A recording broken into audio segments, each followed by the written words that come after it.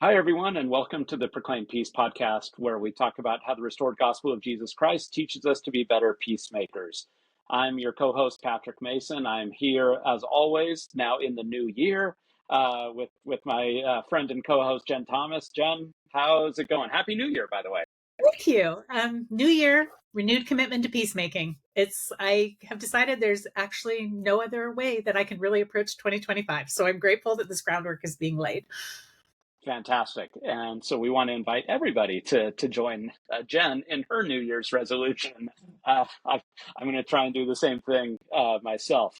Um, we thought as we were starting, we're in the middle of the season, but starting a new calendar year, and we were thinking that there's no better way to do so than to be reminded of and to dive into the teachings of Jesus. And specifically, what I think, I don't think I'm alone in this, his greatest sermon, his most famous sermon, the Sermon on the Mount, which he also gives in the Book of Mormon in Third Nephi, and it's known there as the Sermon on the Temple, or I should say. It's also known there as the Sermon at the Temple. So Jen, I love these three chapters. I assume you do too. They're just so powerful in terms of forming Christian life, right? Yeah.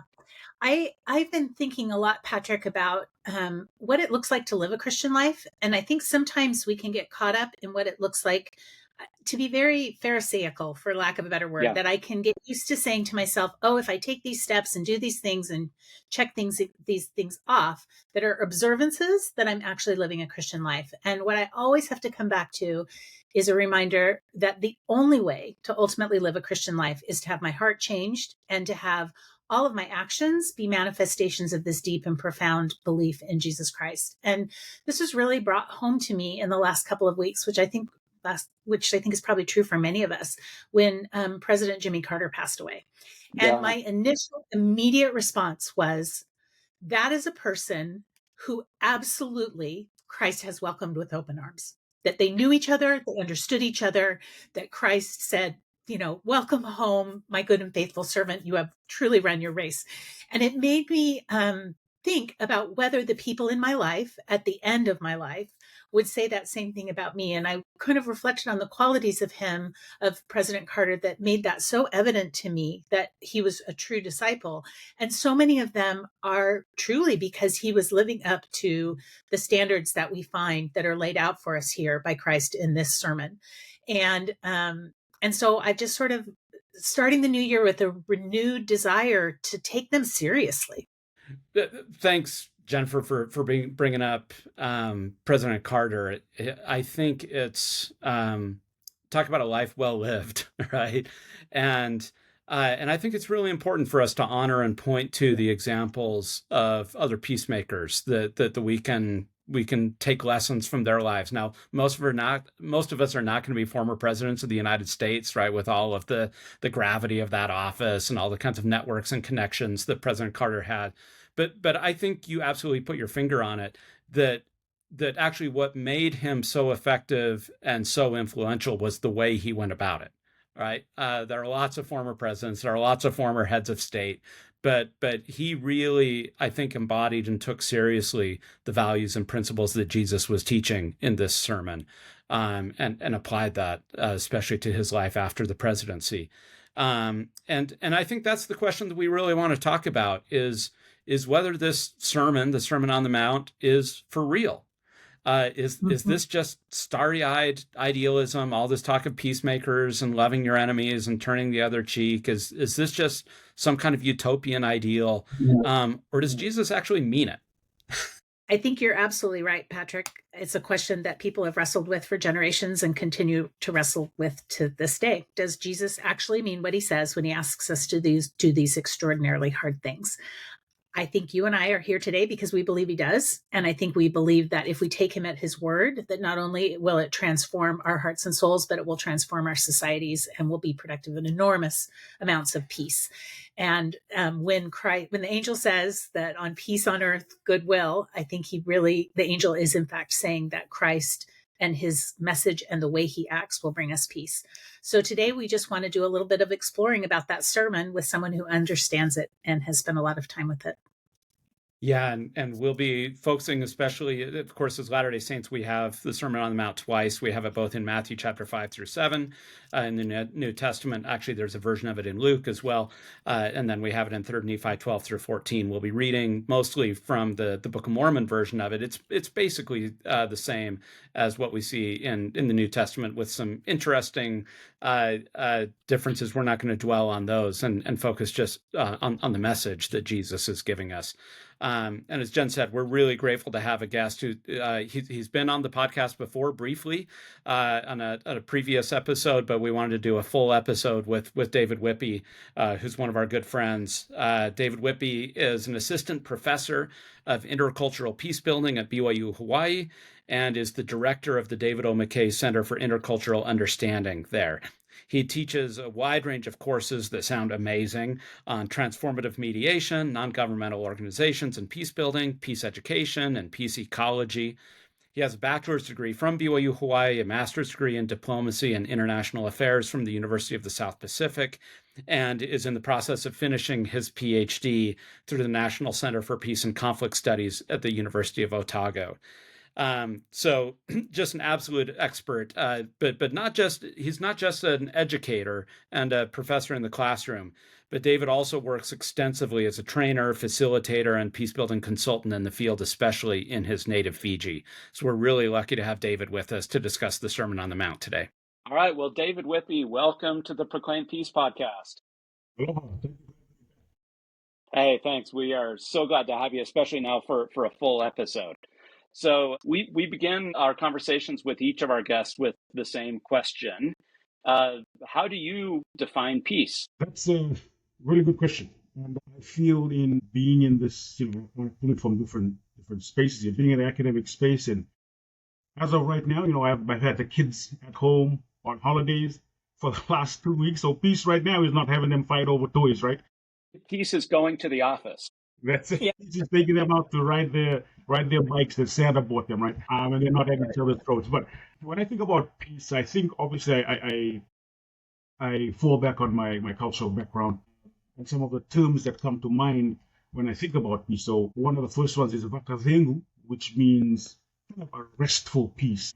Another one is maravu, and maravu, similar to another word called ruru, is the picture of looking out to sea, and the sea is almost flat. It's like glass, so there's no wind, there's no breaks there. And so that's, in different dialects from the district and province that I am from, that's what they'll say. It's maravu, it's peaceful. And then from the academic space, thinking about, and I believe maybe Chad, Dr. Ford talked about this in a previous podcast, about one of the first things in our introductory classes that we have students do, and when they come into it, our program is, hey, let's get your definition of peace, so that we can, we can share that, and we take them to the scriptures also, being obviously a BYU, an LDS school, and say, look for instances of peace within the scriptures. And it's amazing how students from different cultural backgrounds come up with their own peace definitions. And so you heard some, individuals come in, especially because we're based in here in a lot of people come up with aloha, what that means, and they dive into the deeper intricacies of what that word means, and the sharing of breath and being in each other's space, the sharing of spirit, and then they contrast that. And I know, Chad talked about this earlier with Howley and those that don't do that. And so it's for our introductory classes, it's a good start to see where students are at. But the question for me is, it's around peace, right? Again, peace. And I remember something that my dad talked to me about when I was growing up, and he was I would say a godly man, a devout member of the church. Tried to read as many materials as he could around peace building, and one prophet that I don't know if this is the politically correct thing to say, but one of his favorite prophets, if you can say we have favorite prophets, was John Taylor. And John Taylor President Taylor talked about peace. In essence, is coming to God. And so as you come to God, as you get closer to him, then you'll feel and you'll be more in a state of peace. And so I've always thought about that, thinking about vakavengu, of rest and peaceful rest, thinking about Maravu and looking out at the sea and it being peaceful. So those have gone into my definition of peace as it sits, you can say, as an anchor point. But again, it may change next week when classes start here at BYU and I talk about peace. So I hope that answered that question. Yeah, no, it really does a great job. And I think one of the things you've highlighted that Patrick and I have learned over this podcast is that peace often has a cultural basis to it, like our understanding of what it feels like to be at peace. And I think it really expands and illuminates our perspectives when we hear from other people about what it looks like in terms of the way they've been taught to think and experience it. So I think we'd love to hear a little bit more about that from you. And I'm wondering if you would be willing to kind of start up this conversation with telling us more about your work as a peacemaker, particularly with the issues that you work on in Fiji and the way you approach them in sort of a very culturally sensitive way. Yeah, thank you for that, Jennifer. As much as possible, I have always tried. I started off my professional career in the NGO, a non-governmental, non-profit space, working in the areas of peace. I started off with Save the Children in Fiji. And my particular area was to work on education and health and creating safe spaces for children within underprivileged and informal communities. And what we found was one of the key factors in play to work with the children was actually to have dialogue and communications with their mothers, right? Our mothers are great, they're the influences on their children, and we found in our interactions, in our surveys, in our workshops that as we worked with the women in these spaces, it was more conducive to peace, if that makes sense. And so our priorities, goals and objectives kind of shifted a little bit because we recognized that working with the mothers in these different communities, granted the men were important in a patriarchal society like Fiji, the men made a lot of the decisions, but we recognized that in a lot of those spaces, the women were, in a sort of way, leaders in the home, and they were responsible for taking care of the children and what the children ate and where the children went to school and things of that sort. And so our work with the women in these communities greatly helped our work at Save the Children, the organization, and the Pacific Center for Peace Building accomplish the goals that we had with regards to these different spaces. And I recognize that being male, that my input may be minimal because I recognize that going into these spaces that women not need to be empowered, but they feel, and I'm speaking the gospel of David right here, they may be more open to communication and dialogue if I wasn't in the room. And so as much as possible, we empowered the women facilitators, our leaders in the organizations to really dictate what the plans and what they wanted from the women in conjunction and collaboration with the women in these communities. And so that was eye-opening to us, and that's something obviously our funders were from Australia and New Zealand and other offshore countries, and that's something that we communicated with them, which they may have overlooked, thinking that primarily it was we were catering to the children. So I went on a little bit of a tangent there, but I hope I answered that question. As much as possible, I try to go back and share the conceptual side, the research that I've been doing, so that they can share and possibly get internships for my students, because I feel that's where the benefit of education comes, with the in-classroom and the outside practical work joined together. Yeah, that's fantastic. And I think that's a great illustration of the diversity of approaches and places where peace work can show up. It's not just the narrow mitigation of direct violence or signing peace treaties or something like that. International conflict. Yeah, right. The working in local communities to create opportunities for children, equitable opportunities for them to empower women to be able to bring all of their gifts and talents within community spaces. The peace requires all of us. And so when we're doing this kind of work, and so many NGOs do great work, MWAG is a great example of this, by the way, of letting people bring their full selves and their talents and their voices. That's all peace work. So thanks for sharing that in your particular context. So we want to spend most of the episode talking about the Sermon on the Mount. Right? This sermon that if you're a Christian, especially if you've been raised in a Christian church, in a Christian context, or in a family, you've heard these phrases and these teachings. Maybe you've read these chapters lots and lots of times. As Latter-day Saints, we have it twice in our scriptures, right? We have it in the Bible and in the Book of Mormon. But we really really wanted to dive into some of these passages and really ask the question, try as much as possible to look at them with fresh eyes and to say, what is it that Jesus is calling us to here in what I would say is the greatest sermon ever given? So we're just going to go through some of these passages again that people have heard lots and lots of times.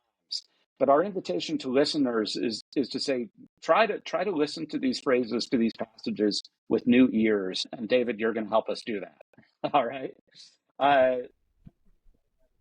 So at the beginning of the Sermon on the Mount, of course, Jesus gives us the Beatitudes. All the blessed are they, blessed are those statements, the meek, the poor, those who hunger and thirst after righteousness, etc. But towards the end, he says, blessed are all the peacemakers, for they shall be called the children of God. David, when you hear that verse, what does it evoke for you? Good question. I try to go again a little bit of a story, and I try to read the scriptures and with my children both in English and in Fijian, where we're from. And the word that they use for peacemakers in Fijian is duatataro.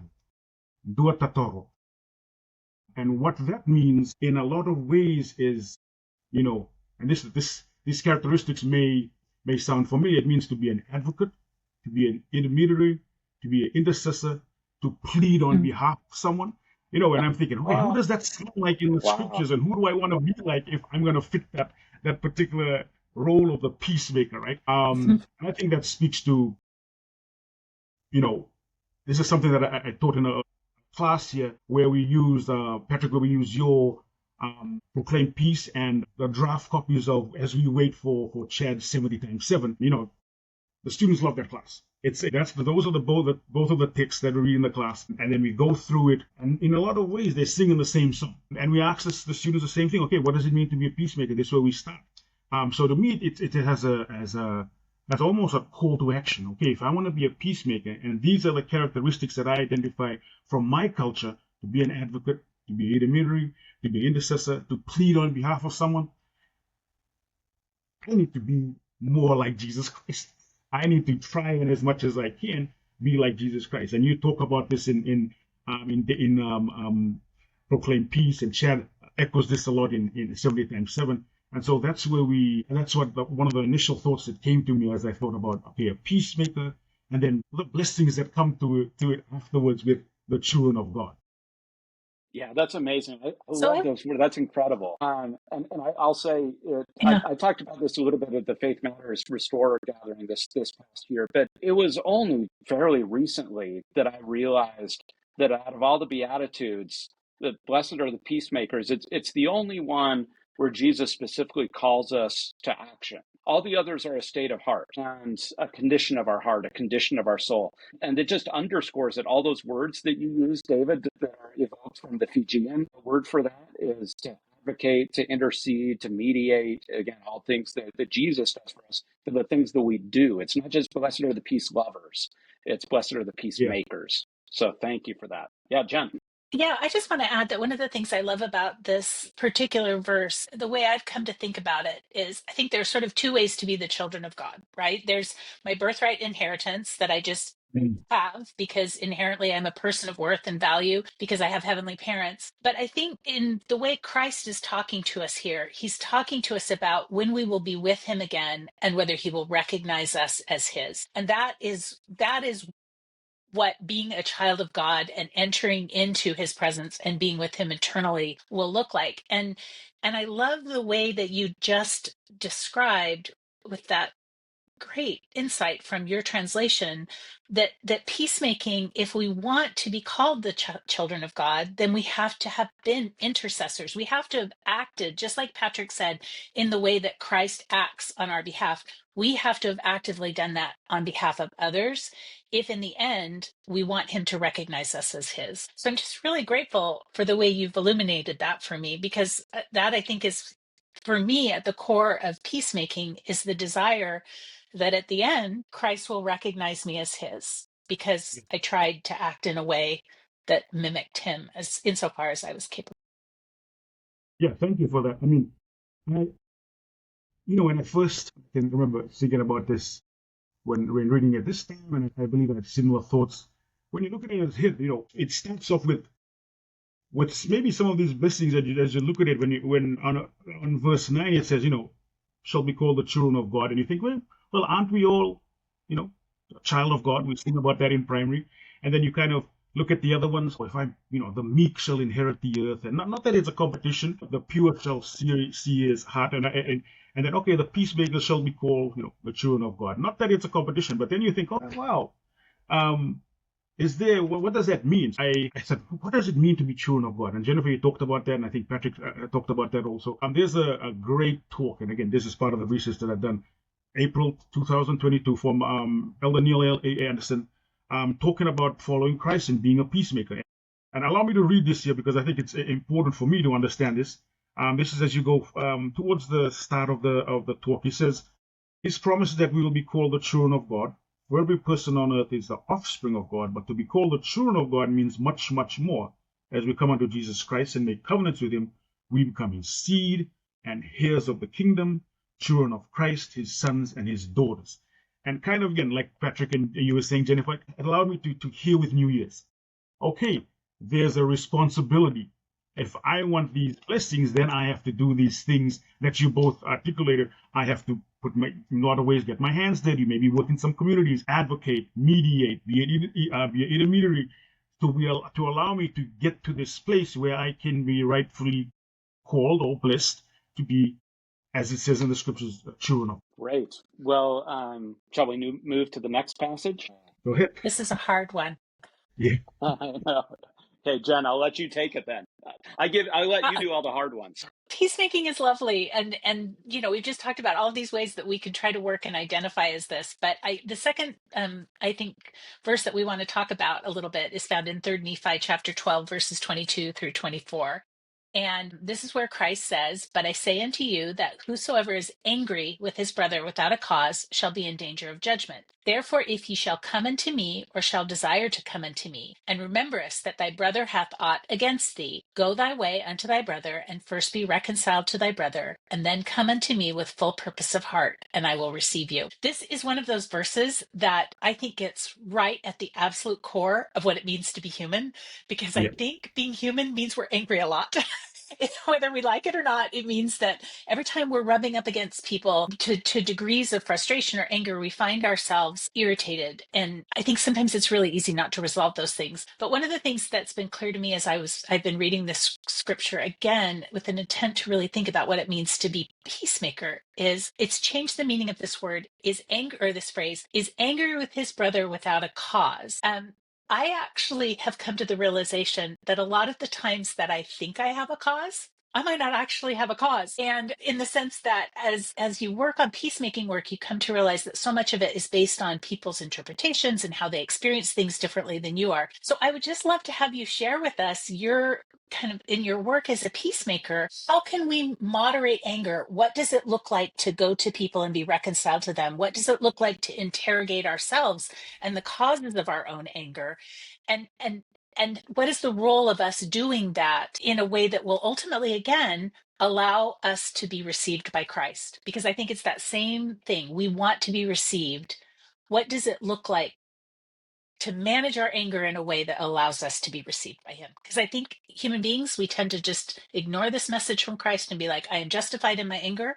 I will be angry, right? Yeah, that's a great question. That's something that the natural man that I struggle with every day. And one of my goals actually for this coming year is to, as much as possible, put off the natural man and be more peaceful in the spaces that I am and in the relationships that I am in. So that's a great question.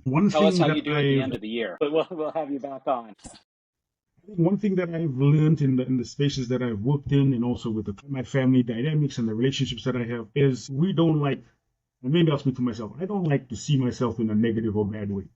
I don't like to see myself as being the perpetrator of something, of a conflict, or the start of a conflict. And so, as much as possible, I will justify why I'm angry. Like you said, Jennifer, I'm justified in my anger because she or they did this and this towards me, so I can be angry, and I'm allowed to be angry, and I'm going to be angry.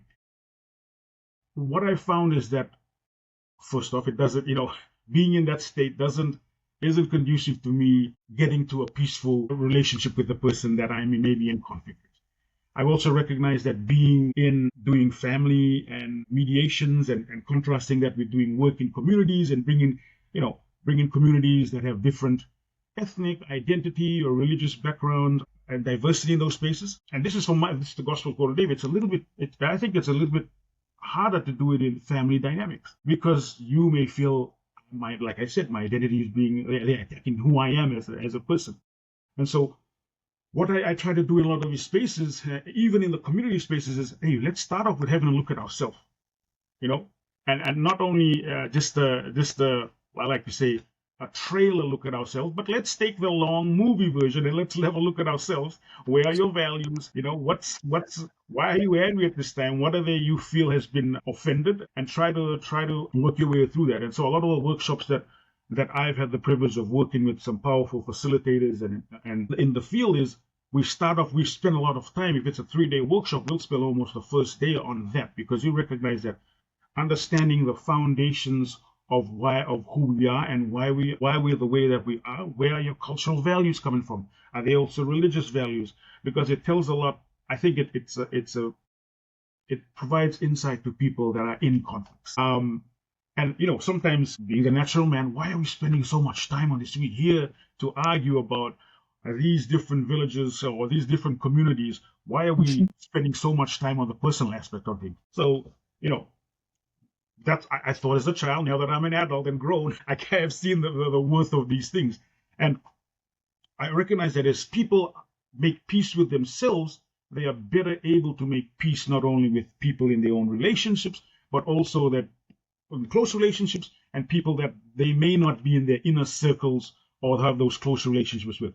And so I've been a big advocate for, let's start off with looking at yourself. We don't ask for you to share it in these spaces, in my classes, but I want you to have an understanding of who you are and what brings conflict into your life, what brings peace into your life before we move on and take these other steps that you can do to build peace or be peacemakers around you.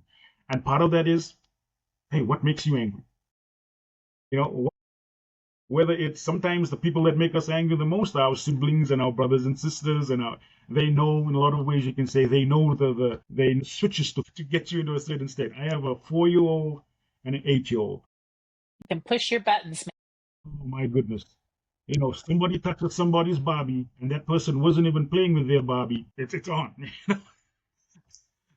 Or somebody wears someone's cardigan. Oh my goodness, and then we have to be I've broken up a lot of conflicts in my house just on people wearing each other's clothes. And so I like to talk to my kids. And again, remember this in the space. It's okay, let's talk about how you can bring peace into your life and how you can be a little bit more of what Heavenly Father wants you to be and be closer to Christ. Sorry, I blabbered on a little bit there. No, I love that. And I think, every single one of us wrestles with this. It is part of the universal human condition. One of the things that struck me as I read this verse this time was, Jesus says, if we want to come to him or desire to come to him, and rememberest that thy brother hath aught against thee. I think I'd always read this or often read this like, oh, if I have something against my brother. Right? So in other words, if they've done something wrong to me, I should forgive them, right? But this is actually, I think it's even harder because it's what you're talking about, David. It's actually looking at ourselves, right? What have I done against somebody else? Right. If I'm going to be reconciled to God, as Jesus is talking about here in this kind of worship situation, I can't be fully reconciled to God unless I've been reconciled to others, which means, again, not just forgiveness. He does talk about forgiveness here, right? That's one direction this goes. But I also have to be proactive in thinking about the ways that I have done wrong by other people and then seek them out, not wait for them to come forgive me. That is really hard. That's really hard. Very hard. And this is why those that are obviously more experienced and more knowledgeable in the field spend so much time on that. How have I added to your burdens and your hardships in this conflict that I may be in with you? So I totally agree with you on that, Patrick. Yeah. And to finish that, I think the older I get, There's a great quote from The Good Place, the show, that basically says that human beings really only have two feelings, two emotions, right? Anger and confusion. And I love that this scripture gets at the root of that and reminds us that that's a choice, and that so much of our anger is a decision that we have made, and that if we are to be followers of Christ, we need to walk away from anger and we need to walk towards the resolution of anger. And I'm just going to say up front, so hard, but I do believe that Jesus is calling us here to do an extraordinarily hard thing. And if we do it, he promises us that we will be with him. One more thing that I was thinking about when about this scripture is it's actually from the title of your book, Patrick. Renounce war and proclaim peace. The very next line, and maybe this is not the way it's supposed to be read, but it says, seek diligently to turn the hearts of the children to their fathers and the hearts of the fathers to their children. And maybe they know that in the church it's more connected to the amazing work of genealogy, but I think there's some peace building elements in there. It's Absolutely. turning your hearts, right? Mm-hmm. If it's with me, I need to have a change of heart, a turning of heart towards not necessarily just fathers, but people that I'm in close relationships with. And these people in the Pacific world, we call it va, which is space. And so my va, if you think about it as rings, my immediate va are those people that are close to me. And this is a theory that's come from one of my colleagues here, Mike Linglinger, where my immediate va are those that are very close to me, maybe my siblings, and this can be different from individuals to each and every one of us, right? So it can be my immediate va is my family, my extended va is maybe my extended family, and then the circles that are outside of that are colleagues and workers and friends that I may interact with. But if we're taking that scripture, renounce war, proclaim peace, and turn my hearts to my fathers, to me that says, I gotta turn my hearts to those in my immediate va, to heal those relationships, starting with me, heal those relationships, and then I can be a better advocate, be a better mediator, be a better instrument in the Lord's hands to build and plead for somebody else, if that makes sense. Fantastic. Okay, well, let's read another easy passage that's very Hey, I was going to say, simple Patrick, to you thought implement. you thought you dodged the hard one, but you get a worse one. Sorry. Well, they're all hard ones. That's the thing. I mean, scholars call these the hard sayings of Jesus. And behold, it is written, this is 3 Nephi chapter 12, verses 38 and 39. It's written, an eye for an eye and a tooth for a tooth. But I say unto you, that ye shall not resist evil, but whosoever shall smite thee on thy right cheek, turn to him the other also. And of course, we've all heard this a million times, turn the other cheek and so forth. But this is just tough stuff, David, right? Yep. You shall not resist evil. Wait a minute. Doesn't Jesus resist evil, right? And then doesn't this give license to abusers? I just finished last semester, I taught a course on African-American history. And there were literally slave owners that would preach this verse out of the New Testament to the enslaved people under their control. And so, and it's been used against, abused women and other people to simply turn the other cheek. So, David, help us out here. How do we understand this within a context of peacemaking? Jesus's not just advice, but I think command around, turning the other cheek. And what does he mean by not resisting evil? Well, that's another hard question, another hard passage to try and go through and trying to, I think, implement in my own life here. I feel if someone's being in a way that's bringing conflict into my life, I would, as much as possible, try to turn away from them. Sometimes I'm justified in my actions to take action against them. I think that's you can say the natural man. Maybe it's not even a natural man. That's maybe we warranted in our actions towards others because of how they acted towards us. And so, going through this scripture here, this greatest sermon ever given by Christ, kind of fits that on its head, right? So what it means to me is that if I'm at a place where I recognize, and I think that the importance of first peace building starting with me, not only obviously it starts with the way that I see this person, but the way that the actions that follow will determine the relationship that I have with this person going forward. One of the core principles that we teach in the peace building program here, and which I definitely believe in, is that we have to stay turned. or our hearts need to be stirred, they turn to others, regardless. Maybe that's not the qualifier. In spite of maybe the wrongdoings or the conflicts that they have towards us. That's a hard thing to think about. If David is continuously being this way towards me, I'm so justified in turning away from him or turning my heart away from him. But if we're teaching this in a peace building program to people from around the world, we're teaching them now, we're asking you to continue to turn your hearts towards them, to invite them to possibly change, to recognize the principle of the anti-Nephi-Lehi's, to see that what they're doing, maybe that can prompt a changing of heart on their side. But it's just hard to say if somebody's hurting you, to allow them to continue hurting you, to bring peace. That's a difficult thing to understand and to say in classes. So I always say, maybe there's things that if there's some separation that's needed. If it's abuse, if it's domestic violence, if it's things of that sort, maybe separation is warranted and needed at that point. But you can be away from people. You can have this physical, geographical distance, if you want to say, but still have your hearts turned towards them.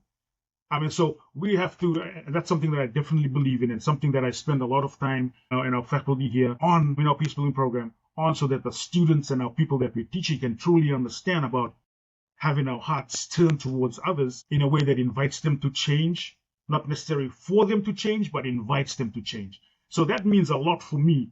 If I'm in this person, that means I need to be patient. I need to continuously see them as a child of God. I need to continuously recognize their humanity, recognizing that they have strengths and positives and great things about them in spite of what they're doing towards me. That's a hard thing to fathom and a hard thing to continuously think about. If I am in the conflict and I'm continuously being hurt and being, and all these negative things are coming towards me. So definitely hard scripture, Yeah. but worth it, something that has the potential to not only bring peace, but change the relationships of those that are in this type of. Can I just add that I also think one of the things that we often forget is that we live in a highly individualistic society, and we think about these things like as individuals. Like if Jen alone trying to combat all evil, or Jen alone trying to turn the other cheek. But one of the things that's helped me a lot as I've read these hard scriptures is to think about what it means to do those not alone, but with a community of disciples at my back. Mm-hmm. And I am in a very different position of exposure if I'm just trying to live these hard teachings of Christ on my own with no protection. If I walk into a difficult situation and I'm trying to manage a difficult situation in which someone has maybe been unkind to me or cruel to me, but I've got Patrick and David flanking me on either side, and a deep relationship with Christ, it's a totally different thing. I'm strong in ways that I would otherwise be weak. I have counselors to help me understand how to process. And I just think that it's important for us to remember that often in many of these hard sayings, Christ is not asking us to do these things alone, but he's asking us to find a community of believers, tether ourselves to them, and then do this hard work with other people being our protectors. And then if I say, okay, Patrick and David and Christ are going to be my protectors, and I'm not going to worry about protecting myself, and I have a deep trust of relationship of trust, I actually can do that deep work with my soul, knowing that other people are going to care for me and say, hey, Jen, okay, now's the line, right? I think that doing that together makes a big difference too. I love that, Jen. I've never thought about it in that way. I think that's exactly right. I was thinking, as you were talking, David, about the way that this verse calls us to a kind of moral creativity or a moral imagination. That what he's saying is that we can approach conflict with a kind of exact symmetry in mind. Whatever you do to me, I'm going to do to you. Right. But all that does is, and as you said, David, we might be warranted, we might be justified, right? That there is a kind of moral symmetry to it. But all that does is it just creates a conflict tornado, right? Because then they're going to do the same thing back to us, and then we'll do the same thing back to them, and then we're just stuck, right? And I think what Jesus is calling us to here is saying, don't resist evil by doing the same thing that evil did to you, right? Don't do the eye for an eye and tooth for a tooth. So don't just mirror what has been done to you. If somebody hits you, don't just mirror back what they did to you, but actually respond with a kind of creativity, with a kind of moral imagination to think about actually how you would engage that relationship, that person, that circumstance, and change the moral calculus, not just to let them dictate the terms of the conflict, but actually you have the moral power within you. Again, recognizing that in some cases, right, removal from the situation physically may be the most important thing for safety, but that you have the power within yourself to be an agent to change the moral calculus of the conflict. Yeah, I definitely agree with what both you and Jennifer said. I love what you said, Jennifer, about Christ by my side. And I think that's, I think I may not have Jennifer by my side or Patrick by my side, but I think the hope is that listening to these types of podcasts, reading the articles and the books that you've put out, allows us to have Jennifer and Patrick and Christ by my side. As I go into these conflicts, I can recognize, okay, this is what Jennifer said on the podcast, or this is what I read in Patrick's book, and this is what I learned in church, or as I read my scriptures on what Christ wants us to do. And so I think that while you may not be physically there, I think the lessons that we've learned and we pick up and choose to hold allows these community to be by our side as we walk through these trials in life. So I love that. Thank you for sharing that.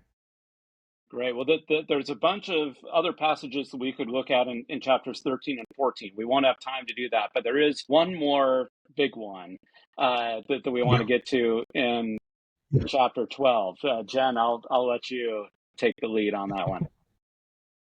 Well, I actually think it ties really closely to what Patrick was talking about. So I think we're on the same page, Patrick, but loving our neighbor, where I'll just read it. And behold, it is written also that thou shalt love thy neighbor and hate thine enemy. But behold, I say unto you, love your enemies, bless them that curse you, do good to them that hate you, and pray for them who despitefully use you and persecute you, that ye may be the children of your Father who is in heaven. So we're back to that word, being children of God.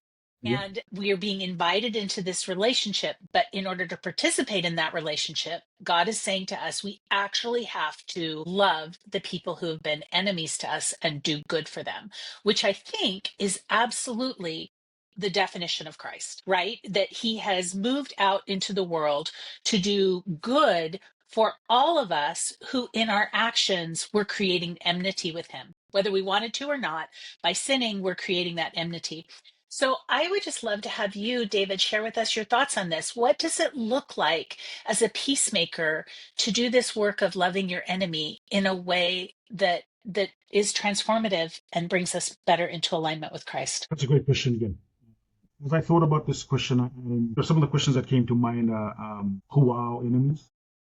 Why are they necessarily our enemies? What differences? How do they qualify to be my enemies? And is it a reciprocal thing? Do I see David as an enemy, and because he sees me as an enemy, or do I just see David as an enemy because he's doing things that I may not necessarily agree with? Or maybe a lot of times the community that I'm in doesn't agree with, because I'll move with my community because I identify with them. So I don't agree with David and what he's saying. And I think we can see a lot around that in our world today. Maybe I'll speak for myself. I can see a lot of that around me in the world today, not necessarily only in politics, but in other spaces also. So that's a great question. How do I go beyond that, right? I think in a lot of ways, I think we've touched on these principles that can allow us to be children of Christ, children of the Father who is in heaven. I truly believe that. I think it starts again with us. And going through some deep, genuine soul searching about how am I in this space? What's my way of being? How am I seeing these individuals? Again, this may be philosophical or theoretical things, but I think that if we take these on and not just think about it, but action it and be practical about it in our lives, I believe that we have the potential and the opportunity to invite these individuals that we may frame as enemies to have a change of heart. And I think it first starts with us to have this change of heart. And again, this is, it's an easy thing to say. It's an easy thing to say. I like to say this in my classes. It's an easy thing to say to have a change of heart. But to actually go through the changes yourself means highlighting some things that maybe we don't like about ourselves, in the way that I'm connecting, the way that I am, my way of being, how I'm seeing these individuals that I'm categorizing as enemies I'm in this space. And if I continue to categorize them as enemies, as them hurting me, how then can I be a peacemaker, not only with them, but with others? How then can I change the conflict dynamic if I'm continually seeing them as enemies? Can I create peace with an enemy? And maybe that's a question that I have to do a little bit more soul searching on. How can I create peace with an enemy if I continue to see them as an enemy? And maybe that's something that's a question that's people far more experienced and knowledgeable than I am can answer. But for me, that's one of the things, that's how can I continue to create relationships and move people through my change of heart from one particular perspective to something where I can have a relationship. I think that's so important, David. And I love that perspective of just asking that question, who is my enemy? Sort of like Jesus asked the question, who is my neighbor, with the Good Samaritan parable. Here, I think he is forcing us or really confronting us with that category. Can I, like, how much can I cling to that category if I'm going to try to practice all of these other virtues, practices of the peacemaker? I've had a relationship over the past few years where there were plenty of reasons where this person could have been my enemy and even had done things, and maybe we'd done things mutually to one another where maybe there was some level of enmity, but when I came to see his full humanity, including maybe some reasons or some of the perspectives that he had said or thought certain things about me, I honestly can say at this point, I can't even think about him in the category of the enemy. Right? It's just not that's not what he is to me. And so I think that is what peacemaking can do on a very fundamental level, is actually shift our categories, shift the way we see the world. And I do think, and I love this, that Jesus gives us, to pray for them who despitefully use it.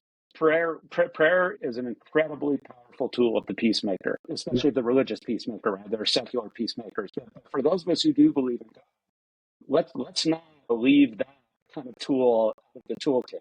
Prayer is an incredibly powerful tool. Can I just add one more thing? I think sometimes we tend to think of this again as very personal, like who are my enemies, the people that have done me wrong or that I have done wrong to, that we have a personal relationship with. But this is maybe just related to my work in the political sphere. I watch something happening that is I don't even know, getting amplified daily, where we are watching a force at work in the world that is creating enmity out of nothing. Relationships where there should be no enmity, where there wasn't 10 years ago, where there is not actually a personal relationship, but where people have come to hate and distrust and devalue one another simply because of voices in their ecosystem that are telling them to do that. And this is a moment where I believe that the disciples of Christ have the opportunity to sort of act, if we really will be peacemakers, if we will take this to heart.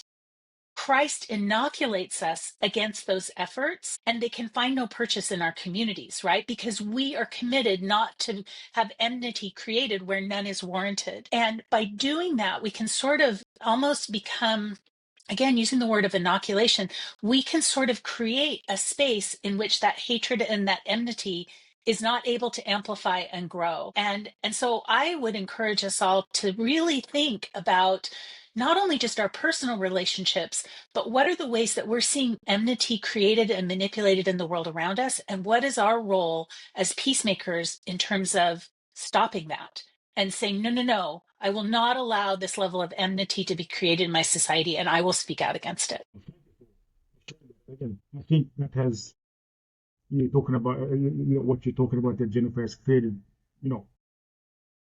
has broken up relationships in families, and because of these different beliefs, and you can say different tribes and different ways of thinking and perspectives. And I definitely think that that's a space where we as disciples of Christ, as peace builders, religious peace builders, can have a great influence and play a part in helping people recognize that I'm not going to be swayed, or I'm not going to be taken by these philosophies, these ways of thinking, because I recognize that my beliefs and my values are founded on these principles that hold me to be a peacemaker.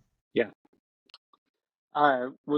This is great. I mean, David, these passages are so rich. Obviously, they merit a lifetime of reflection and discussion, not just 45 minutes. David, any other thoughts or reflections as you think about this sermon and Jesus's call to live the life of a peacemaker? Yeah, just one quick thought, because we're talking about turning our hearts and being peacemakers, and trying to move from seeing individuals in a certain light to seeing them as, like you said, Patrick, they're not an enemy. I can't see them in this particular light.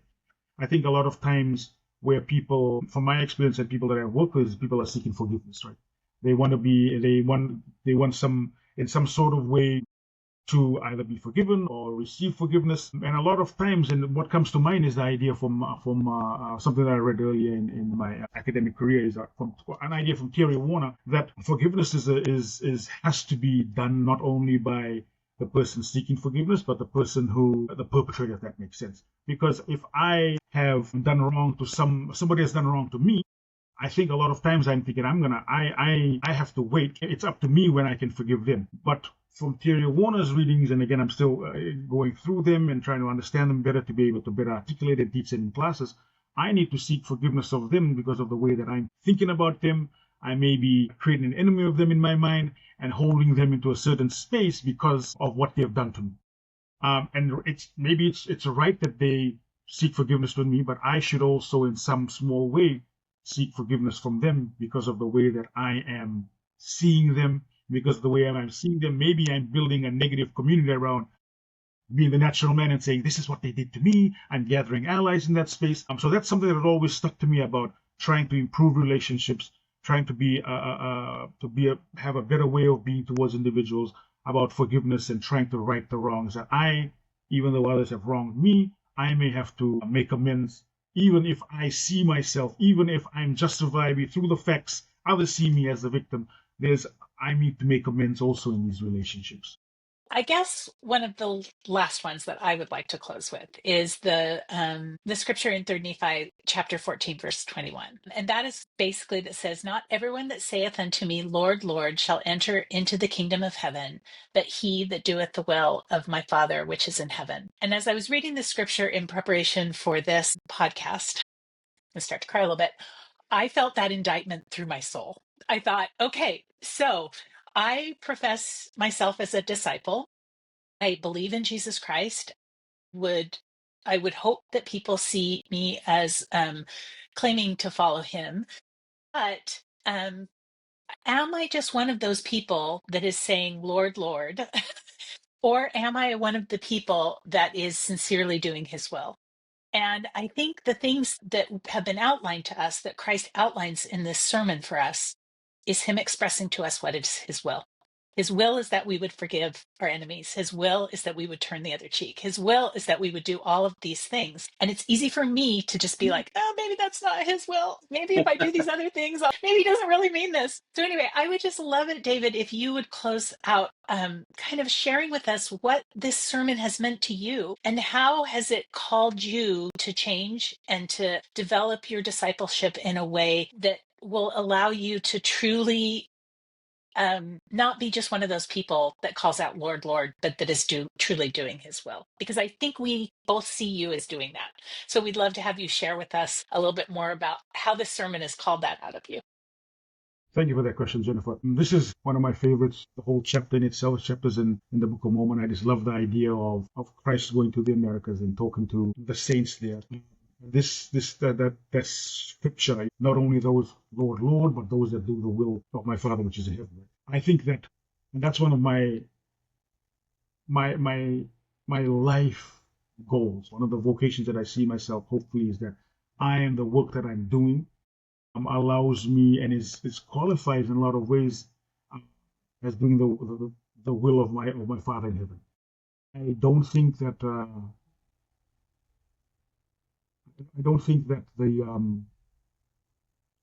that how can I say this, that in a lot of ways sometimes I think maybe I should be going and doing more practical work in the community. But I've loved the work that I'm able to balance that, doing work at the community in some spaces, but actually teaching children, teaching our young people to be better advocates for Christ and better advocates for peace building, because I think they're they're connected. I don't think I'll be able to do this work without and again, this can be different from others. I don't think I'll be able to be a peacemaker and be an effective peace builder without my beliefs in the gospel of Jesus Christ and what he continues to teach me daily as I read his works, read the words of his servants here on earth, so that I can, as you said, Jennifer, continually have him by my side. I don't think I'll be successful in any way or form in this space without Jesus Christ's teaching. And so I hope that when I don't want to go into much depth about this, but when the day comes and I'm able to talk story and be judged, that I can, in some small way, be said that I've done some of the work that he's wanted me to do while I was here. Well, part of my vocation is helping others find their vocation and be peacemakers in this space that I'm in. And I definitely see, I've had great mentors and friends in the field that I recognize their work, and I definitely see that what you're doing, Jennifer, and what Christine's doing, and Patrick, with this, not only this podcast, but your individual work, is doing the will of the Father. I think that in a lot of ways, we're inviting people to change their hearts and change their lives. I mean, the invitation's out there. It goes to their hearts, but it's their prerogative whether they take that into their hearts and make them themselves. That's a decision that we can't take away from them. So I'm trying every day to do the will of the Father in the way that I am in school, in my way of being towards others. And one day, I hope you can say, my good and faithful servant, thank you for your work. And I hope that I can continue to be an instrument in his hands as I do this work throughout my time here. Well, I think you certainly are. Thank you, David. Thanks for all of this. Thanks for Thank you. all the incredible work that you and your colleagues are doing at BYU-Hawaii to train an entire generation of Latter-day Saint peace builders to go out and do the work of Jesus all around the world. So thanks for everything you are and all you're doing. Thank you, Patrick. Thank you, Jennifer, for having me on again. It's been a joy. Always a big supporter of your work and your podcast. I have my students listen to it. I have my students read your work. So, love it. Great. Thank you. Thank you. Thanks, everybody, for watching today. We just want to remind you, as always, to subscribe to the podcast, to rate and review us. We love hearing feedback from people, so please leave feedback. You can email us at podcast@mweg.org. And we also want to invite you to think about ways that you can make peace in your life this week. Thanks again for watching, and we'll see you next time.